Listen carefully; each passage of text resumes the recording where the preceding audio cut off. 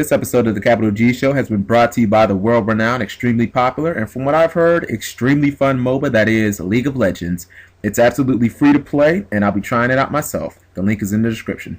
What's up, YouTube? Capital G here. The ban list is out, ladies and gentlemen. I am super excited. I was on Dueling Network playing against Constellars, and people just kept hitting me up. They're like, yo, the ban list is out, ban list is out. I'm like, what are you talking about? Julia said on Facebook that the ban list wouldn't be coming out before the 20th, that they had no control over that, and I guess even she was trolling because, ladies and gentlemen, the ban list is out. You can check the official Yu-Gi-Oh! Card.website. Go to the limited page. It is updated. I will have it linked there so that you guys can just quickly do it, and let's go ahead and discuss this. I don't like to be one of those YouTubers who just say, hey, the ban list is out, here's a change.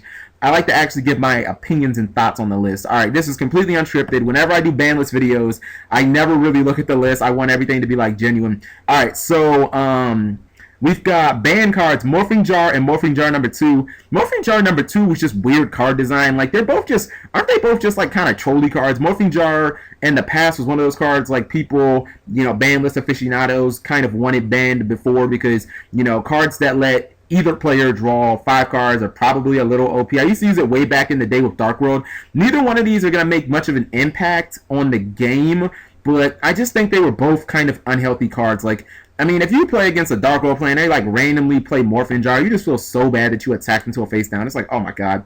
Alright, so good riddance to those 2 cards.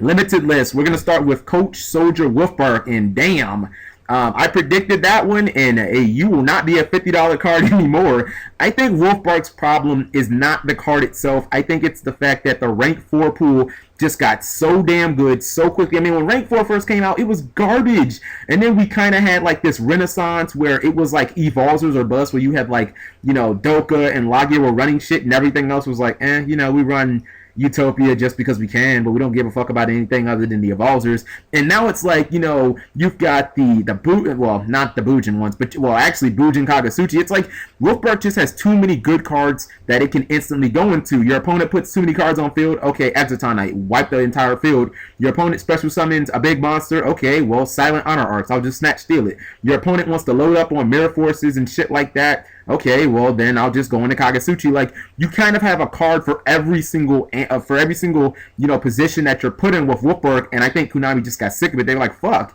you solve too many problems, you know, you kind of make things like Forbidden Lance just irrelevant, so we're just going to go ahead and limit you. Let's see. Mermail Abyssgunde. Oh, shit. Suck a dick, Mermail. Oh, my God.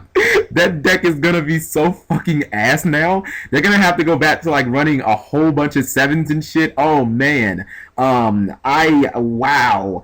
That was proactive as shit, man. Like, I'm sure somewhere Patrick Hobain is mad as fuck because he's the one that pretty much put Gunde on. Like, he's the one that made Gunde so prominent. He was the first person to, like, say, okay, well, Gunde's, like, broke as hell because it doesn't matter how it gets to the graveyard, it triggers, and then I can just basically, like, special summon, special summon, special summon. And it's all anybody ever searches with Pike nowadays. Like, you know, Gunde was that card where it's like, oh god, you know, oh, you warning their Abyssius, you warning their Megalo, okay, well, just discard Gunde, get those monsters back. So Mermail, you're gonna have to go back to the drawing board because the card that kind of reinvented your deck just got limited, and that's no good. Now it's like, man, you better hope that shit don't get debunked, or you're pretty much like, it's a wrap.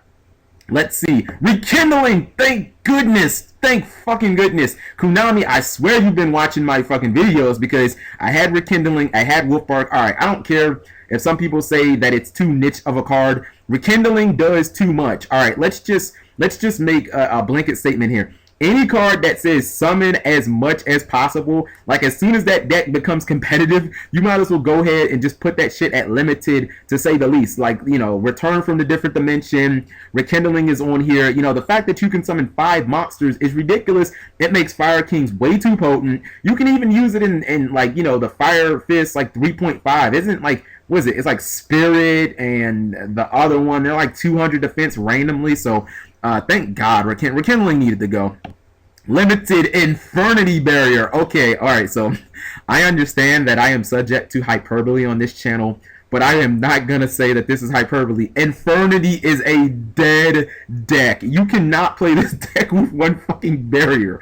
Oh my god. I mean, maybe you can play like the randomizer version because, you know, that doesn't really revolve around barrier, but I mean, if you're telling me that all of the barrier break cracks, like all of those locks are done, why are you even playing it? Let alone if you, let's say you draw your barrier before you have Archfiend, before you start going off. And I gotta say, I'm liking that. Like, Infernity Barrier was just, the fact that it was searchable, don't compare this to Royal Tomb of Necro Valley. That shit ain't searchable. This card is searchable, and a lot of times people get 3 of them in one turn, and even though all their monsters are like 1800, 1900, you know, all they do is make Diamond Die with them, pop all your shit, and just, you know, sit on an Archfiend with like 2 Lavalval Chains, and it's like, okay, well, they've got 3 Barrier on a break, so what the fuck can I do? So, wow. Infernity, they're done as a deck. Semi-limited, Necroface, why? I really don't get that. And Hieratic Seal of Convocation, so I really don't think that's going to hurt the deck that much. For some reason, I feel like the card was already at 2, like a couple of formats ago. Wasn't Convocation already at 2, and Hieratics were still, I mean, they weren't really played, but they were still just as potent if you played against a good player like Paul Cooper or somebody like that. And then for no longer limited, Primal Seed, because who the fuck has ever used that with BLS? And Magic Stone Excavation. If you're running D-Heroes, you should be happy about that. So, let's see. Alright, time to take it all in. I think that they didn't touch Dragon Rulers. They took out 2 really, really troll cards. They hit Fire and Water because those were the 2 best decks of the format. I gotta say, I'm kind of a little upset that they didn't go after Girgia, Karakuri, or any iterations of those builds. They didn't go after any of the machine cards. I just think that Konami is just, they're so reluctant to hit Karakuri. They're just like, man, we're never going to hit that deck. We don't care how much people OTK or anything. And I'm shocked that Girgia didn't get touched at all. I mean, Infernity, you can make an argument, even though Barrier is a completely just crazy card, you can make an argument that Girgia were way better than Infernity this format, and their stuff got hit. So I like this list a lot, and you guys are going to give me shit. You're like, they didn't hit Boojans! And obviously, that you know what I'm playing next format. So thank you guys for watching as always. Let me know what you think of this list. This shit is crazy, son. Subscribing makes life happy.